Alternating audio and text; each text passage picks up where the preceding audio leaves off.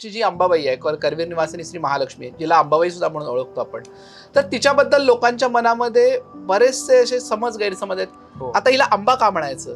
की कोल्हापूरमध्ये practical examples भरपूर आहेत, फक्त त्याचं थेरॉटिकल नॉलेज फार कमी ठिकाणी मिळतं. किंवा मूळ स्थान काय आहे किंवा कुठून उगम झाला महालक्ष्मीचा? 4, 12, 18, 51, 108 या सगळ्या शक्तिपीठांच्या यादीमध्ये कोल्हापूर आहे. आता गंमत अशी आहे की लोकांना वाटतं की याच्यानंतर कोल्हापूर तयार झालं. तर मला असं वाटतं बांगलादेशमध्ये पण एक शक्तिपीठ महालक्ष्मीचं आहे. मंदिर आहे. हा जो कर्णदेव राजा जो सांगितला जातो, तो कर्णदेव राजाचा शिलालेख हाच मुळात बऱ्याच इतिहास अभ्यासकांच्या दृष्टीने वादाचा विषय आहे. की तेव्हा काहीतरी तो मुघल एम्पायर काहीतरी हो. म्हणजे आपल्यावरती आक्रमण तेन करायचे, मंदिर तेन तोडायचे, तेव्हा काहीतरी आपली मूर्ती हलवण्यात आलेली, लपवण्यात आलेली काहीतरी. म्हणजे देवीला घातलेल्या अभिषेकाचं पाणी जमिनीतून मणिकर्णिका तीर्थात यायचं आणि कालांतरानं असं झालं की ते मणिकर्णिका तीर्थ 1960 पर्यंत खूप छान अवस्थेमध्ये होतं, पण काही अनुचित प्रकार म्हणजे आत्महत्येसारखे काही ठिकाणी 1-2 वेळा घडले आणि त्याच्यामुळं त्याच्याबद्दलच मन कुठेतरी भक्तांचं थोडंसं कलुषित झालं आणि हे तीर्थ नको. तुमचं असं मत आहे की सगळ्यात पहिला जे अस्तित्वात आली ती महालक्ष्मी. साऊथ मधल्या मंदिरांमध्ये स्त्रियांना स्पेशली साडी घातल्याशिवाय एंट्रन्सच देत नाहीत, पण आपल्या इथे आता एवढं जसं आपण म्हणतो की एवढं काहीतरी इतिहास आहे, पावित्र्यपण आहे, तर आपल्या इथे तुम्हाला काय वाटतंय, काय असं काही नियम बदलले पाहिजे?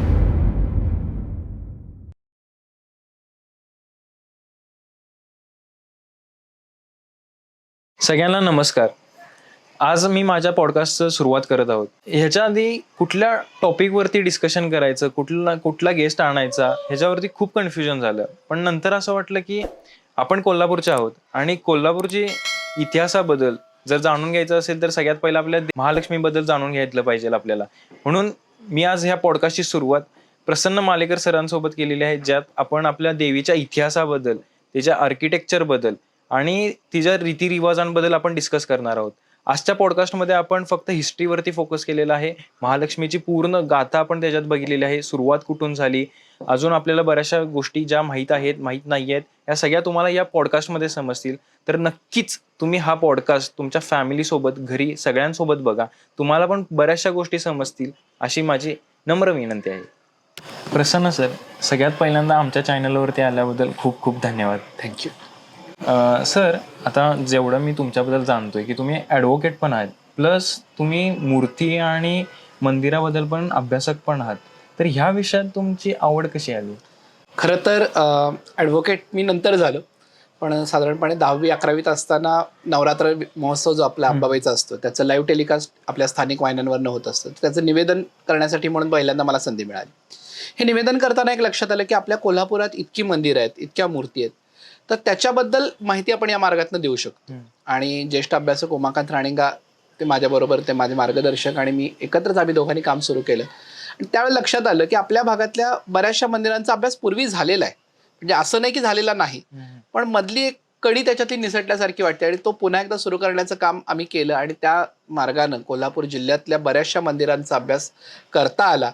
आणि एक कोल्हापूर जिल्ह्याचं वैशिष्ट्य आहे की बऱ्याचशा ठिकाणी याचं लिटरेचर उपलब्ध आहे. बाकीच्या मंदिरांच्या बाबतीत किंवा मूर्तीशास्त्राचं, मंदिरशास्त्राचे लिटरेचर उपलब्ध आहेत, पण त्याची थेरॉटिकल किंवा त्याची प्रॅक्टिकल एक्झाम्पल्स कुठे बघायला मिळत नाहीत. आणि त्याच्या उलट कोल्हापूरचं असं आहे की कोल्हापूरमध्ये प्रॅक्टिकल एक्झाम्पल्स भरपूर आहेत, फक्त त्याचं थेरॉटिकल नॉलेज फार कमी ठिकाणी मिळतं. पण आमच्या सुदैवानं आम्हाला या दोन्हीची सांगड घालता आली आणि कोल्हापुरातला ह्या सगळ्याच मंदिरांचा एकूण इतिहास जरा उलगडता आला. ऍक्च्युली बऱ्याच वेळेला तुमचा आवाज टीव्हीवरती ऐकलाय, तुम्हाला प्रत्यक्षात बनण्याचं हे पहिलंच माझं हे वेळ आहे. तर सर, जेव्हा पण मी तुमचं टीव्हीवरती ते ऐकतो, तुम्ही महालक्ष्मीबद्दल खूप असं डीप मध्ये सांगत असताय, तर त्याच्यावरतीच मला विचारायचं आहे की म्हणजे मला माहित नाही महालक्ष्मी हे देवीचं स्वरूप किंवा मूळ स्थान काय आहे किंवा कुठून उगम झाला महालक्ष्मीचा? तर मूर्तीशास्त्र आपलं जे आहे, तर मूर्तीशास्त्राचा मुख्य आधार जो आहे तो पुराणकथा किंवा पुराण ग्रंथ आहे. आता बऱ्याचदा, आता सुरुवातच आपण त्या विषयापासून करूया की बऱ्याचदा कोल्हापूरची जी अंबाबाई आहे, करवीर निवासिनी श्री महालक्ष्मी, जिला अंबाबाई सुद्धा म्हणून ओळखतो आपण, तर तिच्याबद्दल लोकांच्या मनामध्ये बरेचसे असे समज गैरसमज आहेत की नेमकी महालक्ष्मी म्हणा, अंबाबाई म्हणा, या सगळ्या गोष्टी आहेत. तर हे सगळा अभ्यास करताना एक जाणवलं की महालक्ष्मी आणि अंबाबाई ह्या दोन नावांच्या बाबतीत आपलं जे सर्वसामान्य लोकांचं कन्फ्युजन आहे, तर त्याचा मूळ आधार असा आहे की अंबा म्हणजे पार्वती आणि म्हणून ती विष्णुपत्नीच्या ऐवजी शिवपत्नी, किंवा महालक्ष्मी म्हणजे ती विष्णुपत्नी, असं एक लोकांच्या डोक्यात असतं. पण मूर्तीशास्त्राचा आपण ज्यावेळेला अभ्यास करतो, आज आपण अंबाबाईच्या देवळातली जी अंबाबाईची मूर्ती विराजमान आहे तिचं जर वर्णन बघितलं तर तिच्या उजव्या खालच्या हातात माळुंग आहे, उजव्या वरच्या हातात गदा, डाव्या वरच्या हातात ढाल आणि पानपात्र म्हणजे मोठं प्राशन करण्याचं भांडं किंवा वाटी आपण म्हणूयात मोठी ती आहे. पायाखाली वाहन म्हणून सिंह आहे, मस्तकी सयोनी लिंग, नागाची चिन्ह, ही अशी तिची आयुध आहेत. तर ही जे स्वरूप आहे, तर हे स्वरूप दुर्गा सप्तशती नावाचा जो ग्रंथ आहे, आता जगभरात कुठेही नवरात्र असलं किंवा देवीचं काही असलं तर गुरुजी किंवा जे काही वैदिक आहेत किंवा जे कोणी आणखीन बघतायत ते सप्तशतीचा पाठ करतात. त्या सप्तशतीला 3 रहस्य आहेत, म्हणजे त्याचं आपण ॲनेक्झर म्हणूयात. तर ती परिशिष्टामधल्या या 3 रहस्यात प्राधानिक रहस्य म्हणून एक भाग आहे. तर तो भाग काय आहे की विश्वाची निर्मिती, या जगाची निर्मिती कशी झाली. तर हे सांगताना मेधा नावाचे ऋषी आणि सुरथ आणि समाधी या दोन भक्त, या दोघांच्यातला हा संवाद आहे तिघांच्यातला. तर त्या ऋषींनी काय सांगितलंय, जेव्हा जगात काहीही नव्हतं त्यावेळेला परब्रह्म एका तेजोमेघाच्या रूपात होतं आणि या तेजोमेघाच्या रूपातल्या परब्रह्मानं साकार रूप धारण केलं. साकार म्हणजे पहिल्यांदा काहीच आकार नाहीये आणि त्याला असं वाटलं की आता म्हणजे वेदात स्पेसिफिक त्याचं वर्डिंग आहे, एकोहम बहुश्याम, म्हणजे मी एकटा आता मला विविध रूपात प्रगट झालं पाहिजे. त्यावेळेला त्या परब्रह्मानं धारण केलेलं पहिलं साकार रूप. आता इथं गंमत आपली संपूर्ण भारताची आहे. भारतामध्ये मुख्य करून 5 संप्रदाय आहेत. मुख्य संप्रदाय म्हणजे पूजा परंपरा. शिवाचे भक्त म्हणजे ते शैव, विष्णूचे वैष्णव, गणपतीचे गणपत्य, सूर्याचे जे भक्त आहेत म्हणजे काही मतानुसार सूर्य हेच परब्रह्म आहे कारण तो दिसणारा देव आहे, तर ते सौर, आणि शाक्त म्हणजे जे शक्तीला किंवा देवीला मानतात. आता आपल्याकडं शैव आणि वैष्णव या 2 मतांचाच प्रभाव इतका आहे की त्यामुळे बाकीच्या 3 मतांकडे आपण फारसं बघितलेलं नाही आणि त्यामुळे 3 मतं दुर्लक्षित राहिलेत. बरं, ती नाहीत असं नाही, ते आहेत, पूर्वीपासून आपल्याकडे आहेत. तर यातल्या शैव मतानुसार शंकर हे परब्रह्माचं पहिलं साकार रूप किंवा सदाशिव, आणि वैष्णवांच्या मते नारायण हे पहिलं साकार रूप. तसं शाक्तांच्या मते परब्रह्मानं धारण केलेलं पहिलं साकार रूप म्हणजे महालक्ष्मी, जी कोल्हापुरात विराजमान आहे. म्हणजे तुमचं असं मत आहे की सगळ्यात पहिला जे अस्तित्वात आली ती महालक्ष्मी. ह्याच्यात थोडस एक मला प्रश्न आहे सर, म्हणजे आता जेवढं मला माहिती आहे, जेवढं मी अभ्यास केलाय, आता महालक्ष्मीला एक शक्तीपीठ म्हणून पण बघितलं जातं. बरोबर.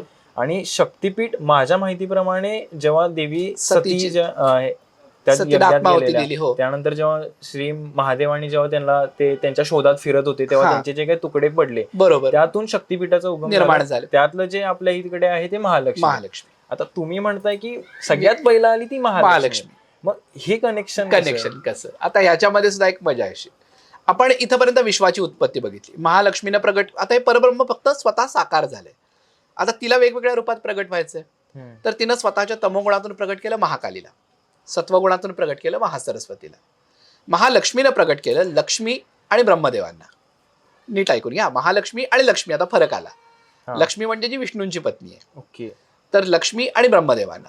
सरस्वतीनं प्रगट केलं शंकर आणि सरस्वतीला. अजून थोडं सोपं करू शकताय सर? म्हणजे अजून आपण एकेका क्रमानं जाऊया. आता महालक्ष्मी सगळ्यात प्रधान प्रकृती, जिनं हातात माळुंग, गदा, ढाल, पानपात्र वगैरे धारण केलंय, तिच्या तमोगुणातून. तमोगुण म्हणजे असं म्हणूयात की आता त्या तमोगुणाचं एक्सप्लेनेशन करणं तसं कठीण आहे, पण जे आपण सत्व रज तम या 3 गुणापैकी तमोगुण जो आहे त्याची मूर्तिमंत प्रतिमा म्हणजे महाकाली. आणि सत्वगुण, आता सत्व तमोगुण आणि रजगुण झाला, त्याच्यानंतर सत्वगुण जो आहे ती म्हणजे महासरस्वती. आता 3 शक्ती झाल्या, महासरस्वती, महालक्ष्मी आणि महाकाली. आता महालक्ष्मीने आज्ञा केली की तुम्ही आपापल्या गुणाची म्हणजे आपापल्या गुणाप्रमाणे एक स्त्री आणि पुरुष निर्माण करा. त्याला अनुसरून महालक्ष्मीनं स्वतः तयार केलं लक्ष्मी आणि ब्रह्मदेवांना, महासरस्वतीनं प्रगट केलं विष्णू आणि गौरीला, आणि महाकालीनं प्रगट केलं शंकर आणि सरस्वतीला. अगदी नातेसंबंध लावायचे म्हणले तर या 6 जणांचे नातेसंबंध कसे बघा. महालक्ष्मीची 2 आपण मुलं म्हणूयात हवं तर, महालक्ष्मीची 2 मुलं म्हणजे कोण, लक्ष्मी आणि ब्रह्मदेव, ते दोघं एकमेकाचे बहीण भाऊ. महासरस्वतीची 2 कोण, विष्णू आणि गौरी किंवा पार्वती, ते एकमेकाचे भाऊ बहीण. आणि महाकालीचे शंकर आणि सरस्वती, ते एकमेकाचे भाऊ बहीण. आतापर्यंत असं हे होतं की म्हणजे ब्रह्मा विष्णू महेश हा. हे स्वयंप्रकट झाले. स्वयंप्रकट झाली. आता इथंच शाक्त तत्वज्ञानाचा भाग येतो. म्हणजे ज्या शाक्त तत्वज्ञानाला हे मंदिर समर्पित आहे, हम्म. आपल्याकडं असं नव्हतं की जागा मिळाली म्हणून मंदिर बांधलं हम्म. किंवा आहे आपल्याला काहीतरी उभा करायचं आहे म्हणून देऊळ बांधलं, असं कधीच नव्हतं. ज्या वेळेला एखादा राजा एखादं मंदिर बांधायचा निर्णय घ्यायचा त्यावेळेला तो त्याच्या प्रांतातले जे आचार्य आहेत, जे कोणी धर्मगुरू आहेत, कोणी जे विद्वान आहेत, त्या सगळ्यांचे विचार विनिमय करून चर्चा करून एखाद्या देवतेला, आता आपल्याकडे जर आता बघितलं तर आपण अनेक देव एकाच देवळात असलेले बघायला मिळतात. मग त्या देवांचा कधी कधी अर्थार्थी संबंधही असत नाही. हम्म. पण आपल्याकडे पूर्वापार पद्धत अशी आहे की एखाद्या देवतेचं जर देऊळ बांधायचं तर तिच्याशी संबंधितच देवता तिथं असतील. त्याला अनुसरूनच आपण जर आज कोल्हापुरात बघितलं तर महालक्ष्मी, महाकाली आणि महासरस्वती. हो. आता हिला अंबा का म्हणायचं हा. हा प्रश्न येतोच पुन्हा, कारण बऱ्याचदा असा आग्रही असतो की महालक्ष्मी नको अंबाबाई म्हणा. तर अंबा हा संस्कृत मधला आईसाठीचा शब्द आहे. त्यामुळं जर महाकाली स्वतः म्हणजे जगाच्या सगळ्यात सुरुवातीला प्रगट झालेली महालक्ष्मी, हम्म. तिच्या नंतर कोण तर महाकाली आणि महासरस्वती, त्या स्वतः तिला आई म्हणतात, म्हणजे अंबा म्हणतात. हा. म्हणून ती जगताची माता, म्हणून ती अंबाबाई. झालं. आता इथंपर्यंतची स्टोरी आपल्याला कळली. ब्रह्मा विष्णू महेशाला निर्माण केलंय, लक्ष्मी सरस्वती पार्वती निर्माण झाल्यात. आता या 6 जणांचे विवाह झाले. ब्रह्मा आणि सरस्वतीनं विश्व निर्माण करायचं, हम्म. लक्ष्मी विष्णूनं त्याचं पालन करायचं करायचं. आणि शंकर आणि गौरीनं त्याचा संहार करायचा. हम्म. हे झाल्यावरती ब्रह्मदेवानी सृष्टी तयार केली. आतापर्यंत आपल्याला दिसणारी सृष्टी नाही आहे. हा. आणि ती सृष्टी निर्माण केल्यानंतर 2 क्षेत्रांची, आता करवीर महात्म्याची गोष्ट इथे येते, करवीर महात्म्याप्रमाणे 2 क्षेत्रांची निर्मिती झाली. उत्तरेला निर्माण केली काशी आणि दक्षिणेला करवीर. जगातल्या जन्माला आलेल्या प्रत्येकाला मोक्ष मिळावा ही मुळात एक मान्यताच आहे, एक संकल्पनाच आहे की जीवाला मोक्ष मिळाला पाहिजे आणि त्यासाठी त्याला ज्ञान मिळावं, त्याला मोक्ष मिळावा, यासाठी काशी नगरी. पण नुसतं जन्माला आलं आणि गेलं ह्याच्यामध्ये जो टप्पा आहे आयुष्याचा, हा. त्याला एक मोठी गरज आहे आणि ती म्हणजे भुक्तीची, आयुष्यातल्या सुखांची. Yes. ती देण्यासाठी हे क्षेत्र निर्माण झालं, ते म्हणजे कोल्हापूर अर्थात करवीर. त्यावेळेला त्याला कोल्हापूर करवीर हे नाव नाहीये. नाहीये. आता ब्रह्मदेवांच्या सृष्टी निर्मितीची सगळी पुढं त्यांची जी काही परंपरा आहे ती पूर्ण झाली. हम्म. ब्रह्मदेवाचा मानसपुत्र म्हणजे दक्ष प्रजापती. हा. दक्ष प्रजापतीची कन्या म्हणजे सती. सती. आता महालक्ष्मी करवीर निवासिनी अंबाबाई इथं आहे आणि मग सतीचा यज्ञ झाला. आता पुराण कथेप्रमाणे किंवा आपल्याकडच्या गोष्टीप्रमाणे हा दक्ष प्रजापतीचा यज्ञ कुठं झाला तर खिद्रापूरच्या पैल तीरावरती जे येडूर गाव आहे, हा. त्या येडूरमध्ये हा यज्ञ झाला. तर सतीचा देह घेऊन भगवान शंकर फिरायला लागले. भगवान नारायणांनी तिच्या शरीराचे 51 भाग केले आणि ते भाग जिथं जिथं पडले तिथं शक्तिपीठ झाली. हम्म. आता गंमत अशी आहे की लोकांना वाटतं की याच्यानंतर कोल्हापूर तयार झालं. हा, मला पण असंच वाटत होतं की याच्यानंतर महालक्ष्मीची उत्पत्ती झाली. तर गमतीचा भाग हा आहे की हे काही वेळेला काय झालंय, शक्तिपीठातून नवीन शक्तिपीठ तयार झालीत. उदाहरणार्थ योनिपीठ पडलं कामाख्याला, आसामला, तिथं कामाख्या स्थान निर्माण झालं. किंवा ब्रह्मरंध्र पडलं बलुचिस्तानला म्हणजे टाळू, हम्म. तिथं हिंगलाज भगवतीचं स्थान निर्माण झालं. पण काही तुकडे हे मुळातच जिथं शक्ती आहे तिथं आकर्षित झाले. हा. तर त्यातलं करवीराकडे जे त्रिनेत्र ओढले गेले कोल्हापूरकडं, त्यामुळं करवीरची शक्तिपीठ देवता जी आहे ती महाकाली, महालक्ष्मी, महासरस्वती त्रिगुणात्मिका, त्यांच्यात भेद करताच येत नाही. हा. तरी सुद्धा करवीरातली शक्तिपीठ देवता जी महाकाली आहे ती एरवीसारखी महाकाली नाही आहे. म्हणजे हातामध्ये खडग, डमरू, त्रिशूळ, म्हणजे खडग, त्रिशूल, पानपात्र वगैरे घेतलेली, ती चतुर्भुजा महिषासुर मर्दिनी आहे. म्हणजे 4 हाताची महिषासुराला मारणारी हा. देवी. हा. हा. त्याचं कारण असं आहे की शक्तिपीठांचा जो निर्णय दिलाय तंत्रग्रंथांनी, त्यात त्यांनी म्हटलं की करवीरे महिषमर्दिनी, म्हणजे कोल्हापुरात महिषासुराला मारणारी देवी आहे. देवी. हा. त्याच रूपामध्ये आज अंबाबाईची महाकाली उभी आहे. हम्म. ती दक्षिणेकडे तोंड करून उभी आहे, अंबाबाई पश्चिमेकडं आणि महासरस्वती उत्तरेकडे. उत्तरेकडे. म्हणजे हे त्रिकूट तयार झालं. हम्म. आणि या त्रिकुटाला आपण एक मोजतो. म्हणजे तिन्ही डोळ्यांनी जसं एक पाहता येतं हा. तसं या तिघी जणींचं मिळून एक शक्तिपीठ तयार झालं.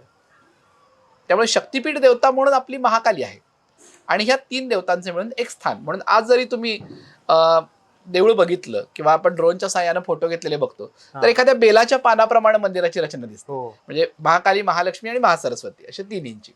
तर या प्रमाणात हे त्रिगुणात्मक आदिशक्तीचं पीठ. म्हणून तुम्हाला आतापर्यंत जसं सांगितलं की आतापर्यंत अंबाबाईचं वास्तव्य कोल्हापुरात, हा जो प्रश्न तुम्ही मला विचारला, तर हे विश्वाच्या निर्मितीनंतर ब्रह्मदेवानी ज्यावेळेला सृष्टी निर्माण केली तेव्हापासून इथं वास्तव्य आहेच. शक्तीपीठ म्हणून त्याची जी प्रसिद्धी झाली ती सतीच्या आत्माहुतीनंतर. त्याच्यानंतरच आता शक्तिपीठाबद्दल बोलतोय म्हणून हा, टोटल ऍट एक्झॅक्ट किती शक्तिपीठ आहेत? आता गमतीचा भाग असा आहे की शक्तीपीठांच्या सुद्धा कितीतरी याद्या आहेत, म्हणजे वेगवेगळ्या आहेत. आपल्याला सर्वसाधारणपणे 51 शक्तिपीठं माहिती आहेत, म्हणजे मगाशी जी कथा झाली सतीची त्याच्याप्रमाणे. तर ही जी 51 शक्तिपीठ आहेत ती सतीच्या देहत्यागानंतर तयार झालेली. त्याच्या आधी 12 शक्तिपीठांची एक यादी आहे त्याच्या बरोबरची, की जी देवीची प्रियस्थान आहेत, जिथं देवी सिद्ध रूपात 18 शक्तिपीठांची एक यादी आहे. म्हणजे ते 51च बायफर्केशन नाही नाही 51चं बायफर्केशन म्हणण्यापेक्षा ही त्याच्यानंतरची काही काही शक्तिपीठ आहेत, म्हणजे प्रत्येकाचे संदर्भ वेगळे आहेत. 4 शक्तिपीठांची सुद्धा एक यादी आहे, कोल्लगिरी, ओड्याण, जालंधर आणि कामरूप अशी. तर ह्यामध्ये कोल्लगिरी येतं, ते कोल्लगिरी म्हणजे कोल्हापूर. त्यानंतर 18 शक्तिपीठांची एक यादी आहे, त्याच्यामध्येही कोल्हापूर आहे. 12 शक्तिपीठांची यादी आहे, त्यातही कोल्हापूर आहे. 51 जी शक्तिपीठ आहेत ती सतीच्या देहत्यागानंतर तयार झालेली, त्यातही कोल्हापूर आहे. गंमत म्हणजे जगदंबेनं, म्हणजे आता सतीचा देहत्याग तर झाला, शंकर सृष्टीचक्रात आले पाहिजेत म्हणून परत एकदा देवीला अवतार घेणं भाग आहे. मग देवी आता जन्माला कुठे येईल, तर हिमालयानं तप केलं आणि देवीला सांगितलं की मला तुझा पिता व्हायला आवडेल, तू माझ्या घरी जन्म घे. त्यावेळेला स्वतःच्या आवडीची जे देवीने 108 शक्तिपीठं सांगितलेत त्यात पण कोल्हापूर आहे. आणि आपली जी 3.5 शक्तिपीठं म्हणतो, म्हणजे कोल्हापूर, तुळजापूर, माहूर आणि वणी महाराष्ट्रातली, ती त्या 108 येतात. म्हणजे 4, 12, 18, 51, 108 या सगळ्या शक्तिपीठांच्या यादीमध्ये कोल्हापूर आहे. याचं कारण असं आहे की ज्या जगदंबेला अनुसरून जगामध्ये सगळी कर्म केली जातात ती जगदंबा मूर्तिमंत रूपात फक्त कोल्हापुरात आहे, आणि हे कोल्हापूरचं एक वेगळं वैशिष्ट्य आहे. ह्याच्यावरूनच आता मी जेव्हा स्टडी करत होतो ना सर, तर मला असं वाटलं बांगलादेशमध्ये पण एक महालक्ष्मीचं मंदिर आहे. हा, महालक्ष्मीचं आहे. हो. आता काय झालंय, काही यादीमध्ये सकरपारा म्हणजे त्या शक्तिपीठाचं नाव देते, करविरे महिषमर्दिनी असा स्पष्ट उल्लेख असताना काही जणांनी उत्तर भारतातल्या काही ग्रंथामध्ये कोल्हापूरचं नाव करवीर आहे हे माहिती नाही, त्यामुळे त्यांनी ते बांगलादेशमधलं सकरपारा धरलंय आणि तिथली महिषमर्दिनी मोजली. पण खरं तर करवीर हे तंत्रग्रंथात प्रसिद्ध नाव आहे आणि ते कोल्हापूर. 2 महालक्ष्मीचे मंदिर कसे सर शक्तिपीठ मधून? नाही काही काही वेळेला पाठभेद पडतो. म्हणजे समजा मी एक अभ्यास करतोय, मला एखादी गोष्ट मिळाली नाही, तर मला समजा तिथं एखादी, आता तिथं महालक्ष्मीचं मंदिर नाही ऍक्च्युली, तिथं महिषासूर मर्दिनीचंच मंदिर आहे. पण ती महिषासूर मर्दिनी शक्तिपीठात मोजली. पण शक्तिपीठ म्हणून जे महालक्ष्मीचं मंदिर आहे ते कोल्हापुरात, ते फक्त कोल्हापुरात आहे. आता जसं मी म्हणालो एक स्टडी करत होतो, स्टडीमध्ये मला असं जाणवलं की आपलं जे महालक्ष्मी मंदिर आहे, आता देवी तरी स्थापन झाली, मग मूर्ती कशी स्थापन केली? किंवा आता मला असं आठवतंय जेवढा मी अभ्यास केलाय, आपला जो इतिहास आहे महालक्ष्मी मंदिरचा तो भगवान परशुरामांपासून एक आहे, म्हणजे तेव्हापासून मूर्ती होती की हा. आता याच्यामध्ये आज आपण ज्या स्वरूपात मंदिर बघतो किंवा ज्या स्वरूपात आपल्या समोर आज मूर्ती आहे, हे सगळं या पुराण काळातलं नाहीये. हे स्थान आहे, काल प्रसंगानं, वेळ प्रसंगानं इथली मंदिराची रचना बदलत गेली, मूर्ती सुद्धा अनेक. कारण आता जी मूर्ती गाभाऱ्यात विराजमान आहे त्या मूर्तीचं वय अंदाजे पुरातत्व खात्याच्या मते 1000 वर्ष आहे. पण त्यापूर्वी सुद्धा हे स्थान होतं. आणि तुम्ही म्हणालात तसं फक्त परशुरामच नव्हे, तर परशुरामाच्याही आधी प्रल्हादानं करवीरात येऊन तप केल्याचा उल्लेख आहे. म्हणजे या सगळ्या काळामध्ये कोल्हापूर हे प्रसिद्ध आहे. म्हणजे असं म्हणूयात की नरसिंह, वामन सोडला तर नरसिंह, परशुराम, राम, कृष्ण हे आतापर्यंत झालेले सगळे अवतार कोल्हापुरात येऊन गेल्याच्या नोंदी आहेत. त्यामुळं प्रत्येक वेळेला कोल्हापूर जरी आहे, अंबाबाई आहे, तरी सुद्धा ती आहे याच स्वरूपात मंदिर आहे असं म्हणणं मात्र चुकीचं आहे. कारण आत्ताचं जे मंदिर आहे ते साधारणपणे इसवी सनाच्या 5व्या ते 6व्या शतकात बांधलं गेल्याचा उल्लेख आहे. सर असं पण म्हणतात की जरी आता गुगल सर्च जरी केलं, मंदिराचा जो काय म्हणतो आपण त्याला, मंदिर सगळ्यात पहिला कोणी स्थापन केलं तर कर्णदेव म्हणून येतं. तर ते कोण कर्णदेव? म्हणजे आता सगळ्यात महत्वाची गंमत ही आहे की कर्णदेव राजा जो सांगितला जातो तो कर्णदेव राजाचा शिलालेख हाच मुळात बऱ्याच इतिहास अभ्यासकांच्या दृष्टीने वादाचा विषय आहे. त्याचं कारण असं की शिलालेख असा उल्लेख आहे की कर्णदेवानं मंदिर शोधलं आणि त्या मंदिराचं जीर्णोद्धार केला, त्यानं मंदिर उभा केला, असा एक साधारणपणे 1ल्या शतकातला जो शिलालेख असल्याचं सांगितलं जातं. आता या शिलालेखाचं वाचन ग्रॅहम रिपोर्टमध्ये पण आलंय. म्हणजे ग्रॅहम रिपोर्ट हा कोल्हापूरचा स्टॅटिस्टिकल रिपोर्ट मेजर ग्रॅहमनं तयार केला होता, त्याच्यामध्ये याचं वाचन आलंय. आणि अभ्यासकांनी काय सांगितलं, मंडलिक नावाचे अभ्यासक होते, त्यांनी सांगितलं की संगमेश्वरमध्ये हा शिलालेख आहे कोकणातल्या. कारण ते संगमेश्वरचं जे कर्णेश्वराचं मंदिर आहे ते या कर्णदेवाच्या काळातलं मानलं जातं. तर या शिलालेखाची गंमत अशी आहे की नंतर हा शिलालेख कधीच कोणाला बघायला मिळालेला नाही. काय झालं त्याचं? म्हणजे तो आहे किंवा नाही हे माहिती नाही. आता मला वाटतं मंडलिकांकडे पण त्याचं वाचन आहे, पण तो शिलालेख नंतर गह खरेंनी 1955 एक करवीर निवासिनीवरती पुस्तक लिहिलं. तर त्या पुस्तकातही ते म्हणतात की हा शिलालेख मला प्रत्यक्ष बघायला मिळालेला नाही.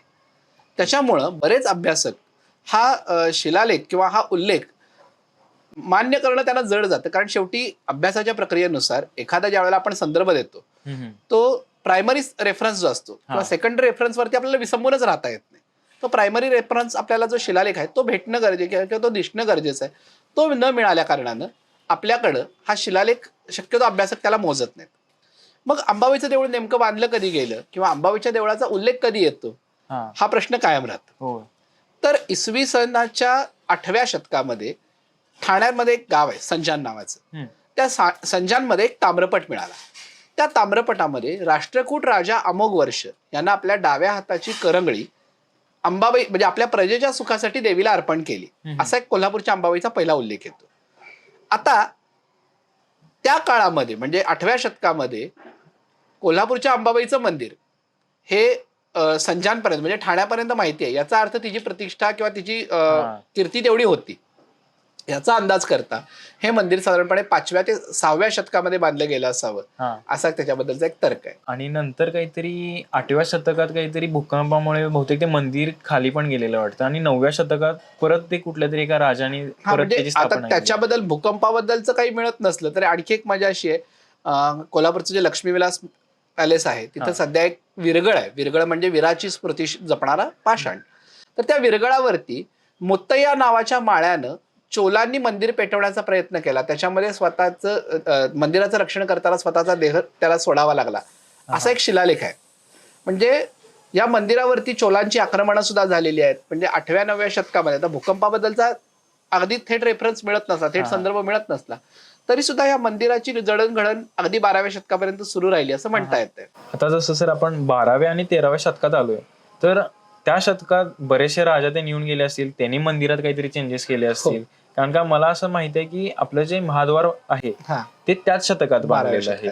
त्यानंतर महासरस्वती देवी जी आहे मंदिर ते पण त्याच शतकात बांधलेलं आहे.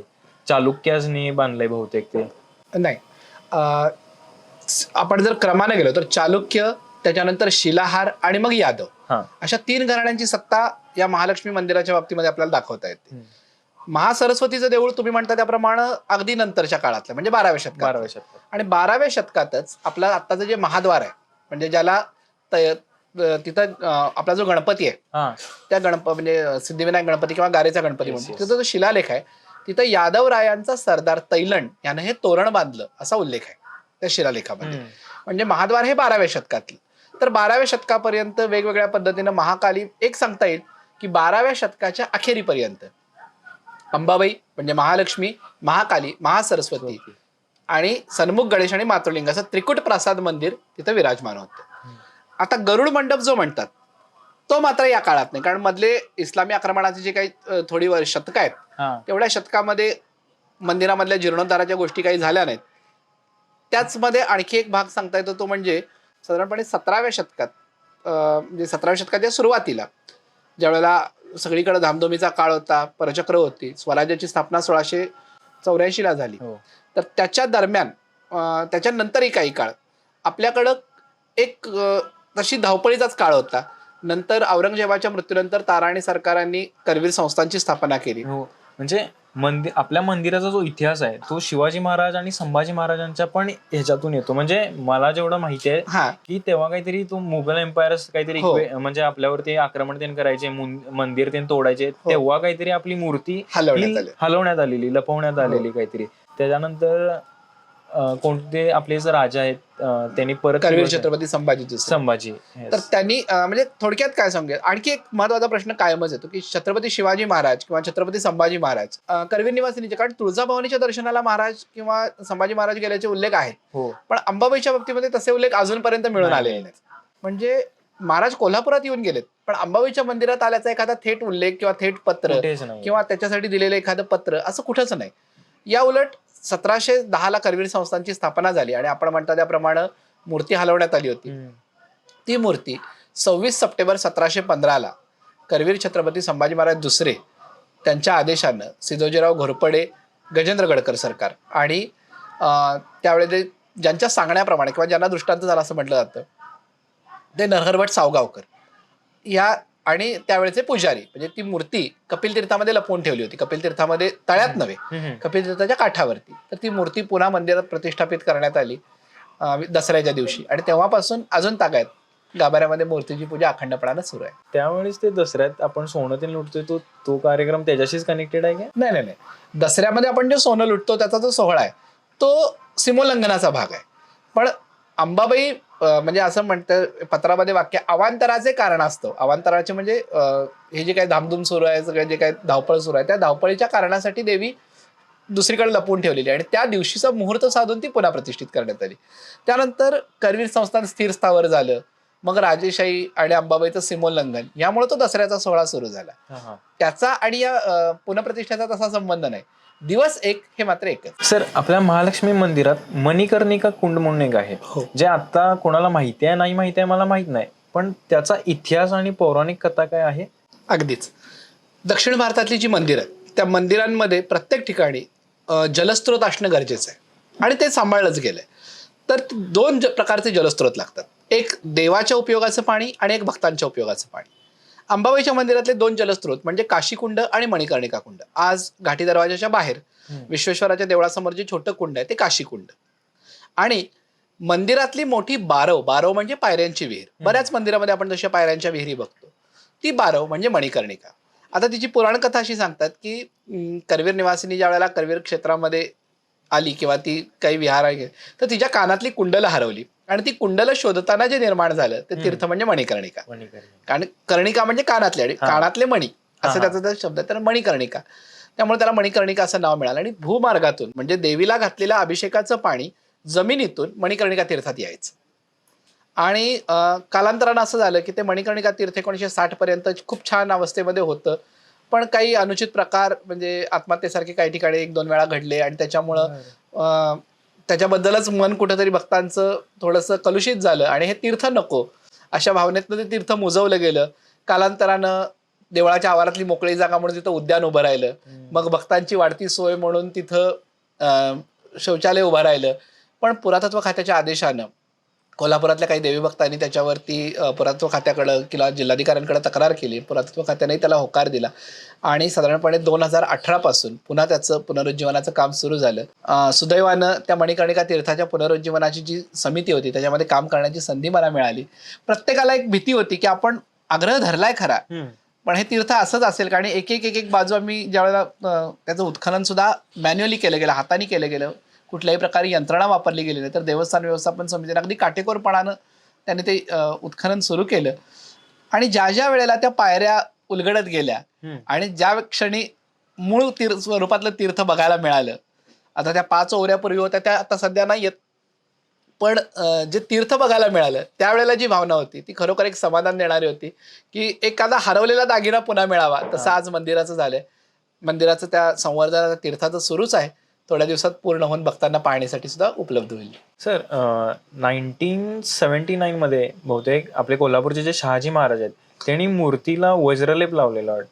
ते कशासाठी असते वज्रलेप? 1970 नाही, 1955 म्हणजे 1955. तर त्यावेळेला जो वज्रलेप झाला तर साधारणपणे 1920 सालापासूनच मूर्तीची अवस्था तशी थोडी खंडित भंग झाल्यासारखी होती.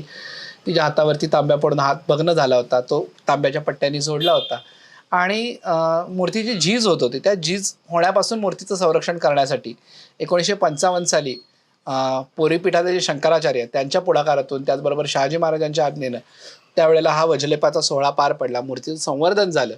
आणि त्याच्यानंतरही अजून बऱ्याच वेळेला हा मुद्दा निघतो की देवीच्या मूर्तीची झीज होते, पण तरीसुद्धा 1997 पासून आजतागायत मूर्तीवरती थेट अभिषेक सध्या बंद आहेत आणि वेळोवेळी पुरातत्व खात्यामार्फत संवर्धनही केलं जातं.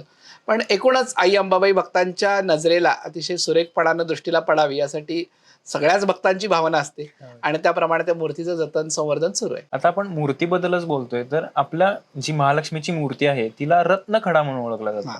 तर असं काय? नाही, मुळातच तो एक अनेक गैरसमज असतात, त्याप्रमाणे तो एक गैरसमज आहे की रत्नशिळा. तर कोल्हापूर भागात मिळणाऱ्या बेसाल्ट मधूनच ही मूर्ती घडवलेली आहे. या बेसाल्टचं वैशिष्ट्य असं आहे की या बेसाल्टची जी कणी आहे त्या कणीमध्ये अभ्रक आहे. आणि म्हणजे अभ्रक म्हणजे काय म्हणूयात त्याला आपण, अभ्रकाचा इंग्रजी शब्द मला आठवत नाही, पण त्या अभ्रकाच्यामुळं त्याला थोडंसं असं रत्नासारखा टच येतो किंवा खड्यासारखं त्याला चमक येते. ज्या वेळेला तो एखादा बेसाल्ट आपण मधनं तोडतो त्यावेळेला त्या अभ्रकामुळंच त्याची बारीक कणी ही चमकल्यासारखी दिसते. म्हणूनच या मूर्तीचा पाषाणा रत्नशिळेचा असल्यासारखं मानलं जातं, पण वास्तविक ती रत्नशिळा वगैरे नाही, कोल्हापूर भागामध्ये मिळणाऱ्या बेसाल्टमधनंच ही मूर्ती घडवलेली आहे. सर, आता एकूणच आपण थोडं शेवटाकडे येऊया. एवढा जुना इतिहास आहे आपल्या मंदिराचा, एवढे पौराणिक कथा आहेत मंदिराच्या, तर आत्ताच्या युथने किंवा सगळ्यांनी ह्या कशा जपल्या पाहिजे ह्याच्याबद्दल तुम्हाला काय वाटतंय? मुळात आई अंबाबाई, करवीर निवासिनी श्री महालक्ष्मी अर्थात आई अंबाबाई आपल्या सगळ्यांचं श्रद्धेचं स्थान आहे. आपण प्रत्येकजण आपापल्या परीने तिची उपासना करतो. पण हे सगळं करताना माझं एक प्रामाणिक मत असं आहे की आपण वाचणं गरजेचं आहे, जे सध्या बरंचसं दुर्मिळ होत चाललंय. तर अनेक संदर्भ ग्रंथ उपलब्ध आहेत, जे आपल्याला शक्य होतील त्याचं आपण वाचन करावं. आणि ज्या वेळेला आपण या आवारात जाऊ किंवा करवीर निवासिनीच्याच नव्हे तर कुठल्याही मंदिराच्या किंवा कुठल्याही ऐतिहासिक वास्तूच्या प्राकारात जाऊ, ऐतिहासिक वास्तूजवळ जाऊ, त्यावेळेला त्या वास्तूचं पावित्र्य जपण्याचा, तिचा इतिहास जपण्याचा प्रयत्न आपण आपल्यापासून केला पाहिजे. म्हणजे आपण मंदिरात फक्त अंबाबाईसाठी जातो किंवा तिच्या दर्शनासाठी जातो असं ज्या वेळेला करतो त्यावेळेला आजूबाजूचं मंदिर आपण निरखून पाहत नाही. माझं म्हणणं आहे, एखाद्यानं कधीतरी शांतपणाने वेळ काढून आपण आपलंच मंदिर जर बघितलं तर आपण पुन्हा पुन्हा याच्या प्रेमात पडू. कारण इतक्या प्रकारचं त्याच्यावरची नक्षीकाम आहे, कोरीव काम आहे, त्याचा इतिहास आहे, इतिहासातले संदर्भ आहेत. हे सगळं जर ज्यावेळेला अनुभवतं आपल्याला पूर्वजांचा अभिमान वाटायला लागेल. आणि पूर्वजांचा अभिमान ज्यावेळेला नुसता वाटून उपयोग नाही, तर तो आपल्या कृतीतून ज्यावेळेला जपला जाईल तर ते जास्त महत्त्वाचं ठरेल. त्यामुळे माझं सगळ्यांनाच, म्हणजे फक्त तरुणांनाच नव्हे तर अगदी आबालवृद्धांसाठी माझी हीच अपेक्षा आहे की ज्या वेळेला आपण मंदिरात जाऊ त्यावेळेला फक्त एक श्रद्धास्थान म्हणून जगदंबेचं दर्शन घेण्यापेक्षा हा इतिहासाचा एक संपन्न वारसा, आपल्या पूर्वजांनी घडवलेल्या कारागिरीचा एक उत्तम नमुना, या सगळ्या बाजूनं याचा विचार केला तर त्याचं पावित्र्य आणि इतिहास हे दोन्ही जपण्याचा प्रयत्न केला तरच ती खऱ्या अर्थानं त्या पूर्वजांना श्रद्धांजली आणि जगदंबेप्रतीची आपली श्रद्धा ठरेल. याच्यात एक छोटंसं ऍड करायचं सर मला. आता जर साऊथमध्ये जेव्हा गेलोय, साऊथमधले मंदिर बघितलेत, साऊथमधल्या मंदिरांमध्ये स्त्रियांना स्पेशली साडी घातल्याशिवाय एंट्रन्सच देत नाहीत.